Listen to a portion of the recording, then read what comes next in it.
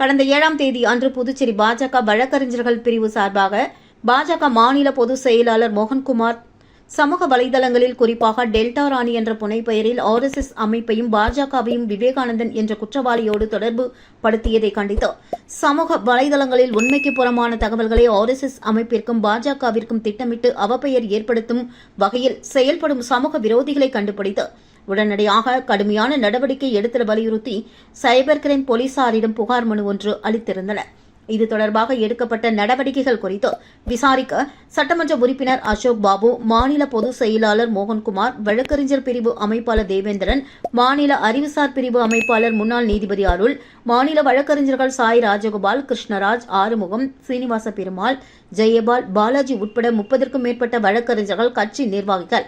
Cyber crime காவல் நிலையம் சென்று அங்கு முதுநிலை காவல் கண்காணிப்பாளர் பாஸ்கரை சந்தித்து கொடுக்கப்பட்ட புகார் மனு மீது இதுவரை எடுக்கப்பட்ட நடவடிக்கையை கேட்டறிந்தனர். மேலும் சம்பந்தப்பட்ட சமூக விரோத நபர்கள் மீது விரைந்து நடவடிக்கை எடுக்குமாறு மீண்டும் புகார் மனு ஒன்றை அளித்தனர்.